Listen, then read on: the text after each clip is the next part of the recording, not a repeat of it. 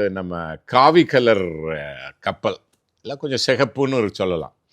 அந்த சிகப்பும் காவியும் கலந்த இதில் வந்து அவள் இறங்குறா. ரெட்டை மீன் சின்னம் இருக்குது, அது ரொம்ப முக்கியம். அந்த ரெட்டை மீன் சின்னத்தோடு வந்து இறங்குறா. இறங்கினோடனே ராஜா சொல்கிறார், சரி அரசவைக்கு வர சொல்ல அப்படின்னா, அவள் பாருங்க இறங்கின உடனே அவளுடைய மிடுக்கு பாருங்க. அவள் சொல்கிறா, நான் ராஜ குடும்பத்தில் வந்தவன், நான் அவளை டேரெக்டாக வந்து பார்க்க மாட்டேன். நான் இப்போ மாலுமி ட்ரெஸ்ஸில் இருக்கேன், நான் ட்ரெஸ் எல்லாம் மாற்றிட்டு நான் அரச ட்ரெஸ்ஸை போட்டுக்கிட்டு தான் நான் வருவேன், உங்கள் ராஜாவை என்னை வந்து பார்க்க சொல்லுங்கிறா. எடுத்தோடனே நல்லா திமிரா பேசுகிறாவ.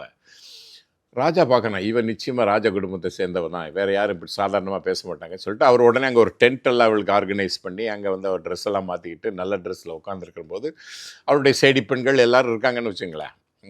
வந்துட்டு அப்புறம் ராஜா வராரு. வந்தவுடனே பேசி 2 பேரும் பேசுகிறது ரொம்ப மனசு பிடிச்சி போச்சு.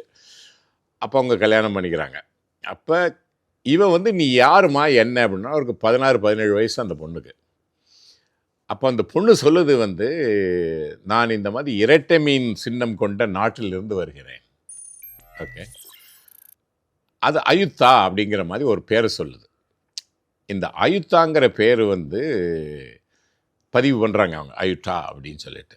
அப்போ இவர் புத்திஸ்ட் மாங்குங்கிறதுனால அவர் என்ன பண்ணிட்டாரு, அயுத்தான்னு அயோத்தியா அந்த மாதிரி திங்கிங் போகுது. ஓகே, அப்போ இவன் வந்த உடனே அந்த ஒரு கான்ஃபெடரேஷன் பண்ணுறா. அதாவது வந்து merchant confederation, confederation of merchant states, அங்கே உள்ளவங்களை அவர் வணிக கூட்டமைப்பு பண்ணிவிட்டு அதுக்கு பேர் காயல்னு பேர் வைக்கிறார். காயலில் எள்ளு சைலண்ட் ஆகி காயா அப்படின்ட்டு அவங்க ரெக்கார்ட் பண்ணும்போது அதான் காயான்னு பண்ணுறாங்க. புத்த கயா, கயா அப்படிங்கிற மாதிரி அதை புத்திஸ்டோடையே சேர்க்குறாங்க.